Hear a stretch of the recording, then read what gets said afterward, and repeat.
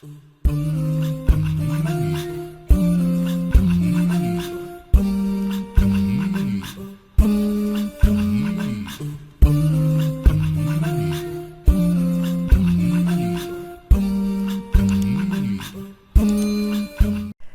alaikum et bienvenue dans cet épisode 9 du Ramadan 2020. En gros, pour t'expliquer simplement, je fais des vidéos pendant tout le mois du Ramadan sur la thématique de l'islam et je fais des concours sur mon Instagram et sur mon Twitter un peu tous les 2 jours. Aujourd'hui, le thème de la vidéo, il est inspiré par le verset coranique suivant qui s'affiche en bas.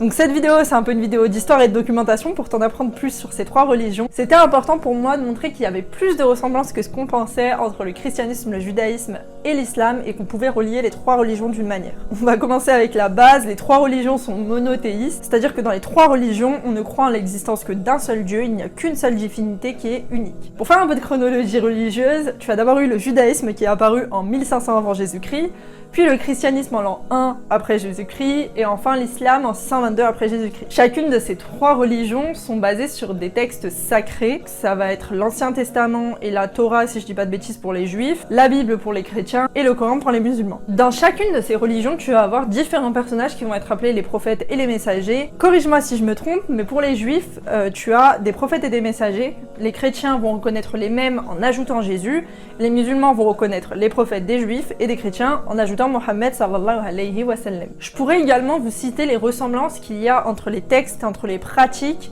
pas de vol, pas de machin, pas de nanana, mais ça je vous invite à faire vos propres recherches dessus parce qu'il y en a vraiment beaucoup. En plus d'appeler ces religions les 3 religions monothéistes, on va également les appeler les religions abrahamiques parce qu'elles descendent toutes du même personnage, de la même racine qui est Abraham. Pour commencer, dans la tradition juive, Abraham est appelé Avraham Avinu, désolé je ne parle pas hébreu, et ça veut dire notre père Abraham.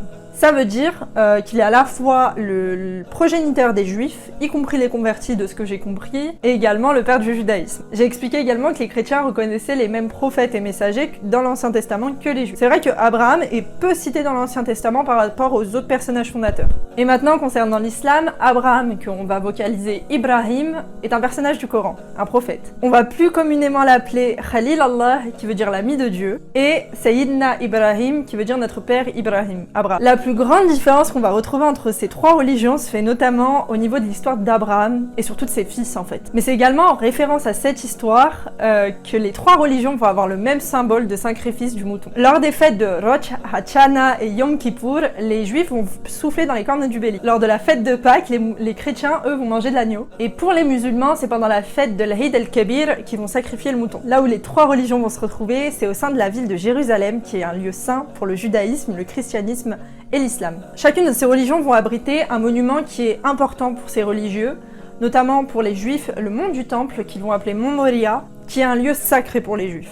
De ce que j'ai compris, c'est ici que le temple de Salomon abritait les tables de loi et l'arche d'alliance. À Jérusalem, tu retrouves aussi la Saint-Sépulcre, qui est un lieu sacré pour les chrétiens, parce que c'est ici que tu vas retrouver le tombeau de Jésus-Christ qui a été déposé après sa crucifixion. Et enfin, tu as l'esplanade des mosquées qui se trouve au même endroit que le mont du temple, et c'est d'ailleurs le 3e lieu saint pour les musulmans après la Mecque et Médine.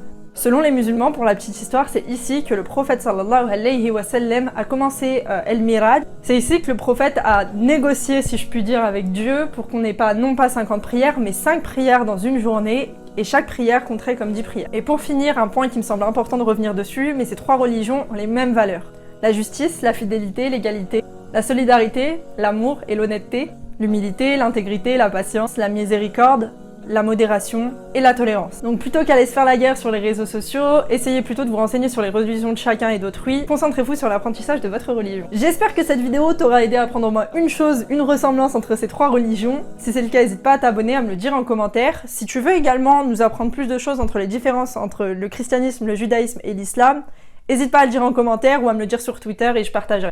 Tu peux me rejoindre sur Instagram et Twitter. Demain, je réalise un nouveau concours, donc tu ferais bien d'aller t'abonner. Et on se retrouve bientôt pour une prochaine vidéo. Bye bye!